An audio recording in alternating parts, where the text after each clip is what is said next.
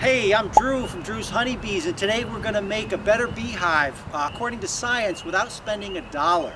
And the first thing we want to do in considering what is a better beehive is considering who we're making it for. A lot of beehives are really fancy and cool and designed for human convenience. And there's a lot of good science on the biology of a better beehive and what makes a bee healthier, more productive, longer lived, and in the end that just makes you more honey. It keeps more of your bees alive, and it's a win-win. Happier bees, happier you, and but it takes a little subtle shift of mind. Not what's convenient for you, what's better for the bees' biology. So this is a common beehive. Beekeepers use flat, smooth wood. And while that seems good, it seems like nice, aesthetically nice, nice to the touch to us, that's not what bees are prepared for by their natural history. Bees want something really weird. They want a challenge. They want almost like a microbial problem, which they've got a really cool solution to fix in its entirety. So let's show you something real cool.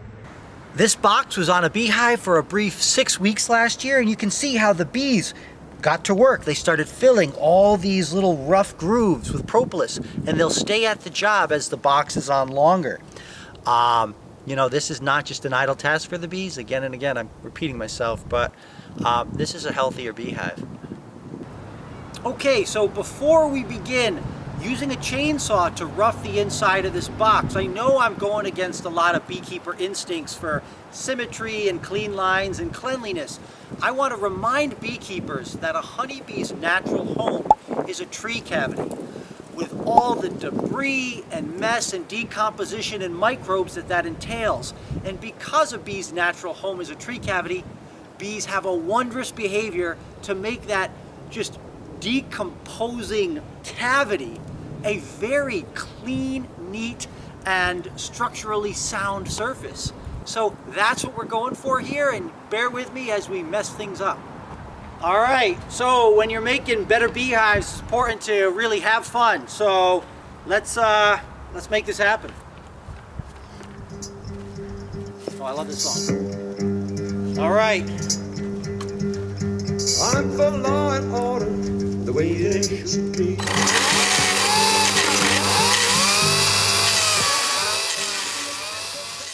For less stressed, healthier, longer-lived, more productive bees, we're going to make some sawdust fly. We're going to create a problem for our bees. They'll more than meet our challenge. I use a chainsaw to cut grooves. If I knock out channels between the grooves I cut with a bar, all the better. We want a splintery interior. The grooves are similar to grooves found in a tree hollow and the most successful test condition from a 2017 study led by the awesome Maggie Shanahan at the University of Minnesota. These grooves would breed all sorts of microbes if bees lived here and did nothing. But they won't do nothing. With this challenge and some time, they'll make this box a resinous masterpiece. This is not a cure for all honeybee sicknesses. It's one small thing we can do for healthier bees and hives that fit their natural history. A quick tip for those of you taking the initiative to make a better bee box at home: you want to drag your chain down from the frame edge of your box, and that's because sometimes you take a little nip off the bottom. It's not a problem. It doesn't structurally compromise the box, but it can, if you take too much from here, leave you without a place to put a chain. So, a frame. So make sure you don't go too deep. But if you do take a chip out of the bottom, what I've found is that the bees just take the initiative to better secure it to the box below. And if you're in the Northeast, where we have some pretty formidable winters, that's a better seal, and that correlates real well with a warmer, tighter, secure cavity and better winter survival. So this box isn't done great. I'm a little out of practice, but it's all good. So someone once scoffed at this idea and told me that, that's not how beekeepers do it.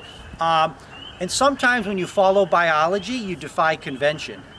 This is very well founded and great science, and this will lead to a immunologically healthier hive. If you're looking for a healthier beehive, choose beeswax.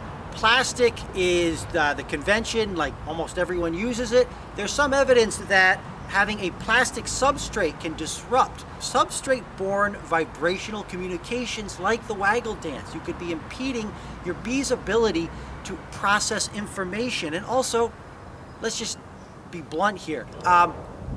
Bees don't do well when in a world where humans choose plastic for convenience.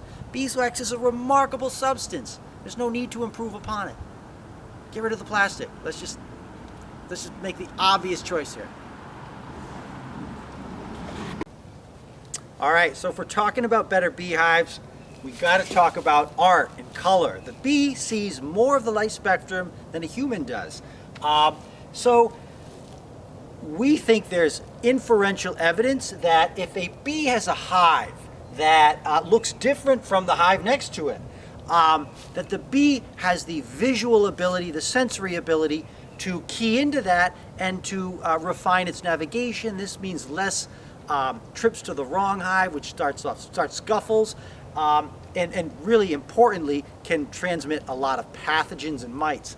So one of the ways we think key bees in under their hive and prevent them from going to other hives is just visual variation across the hives, and it's a really cool interactive thing we actually do with schools. We think it's better for the bees. We don't really know that, but if the good people in their wisdom give us the means to test it out, we'll roll up our sleeves for science, and there's a very elegant way we can put this to the test, and we're eager to do so. Thanks for listening. If you made it this far, we're really grateful for your time. Make sure to smash that like button, brah. And yeah, if you want to follow us on social media, we're at Drew's Honeybees, all one word, DREWSHONEYBEES. Thank you.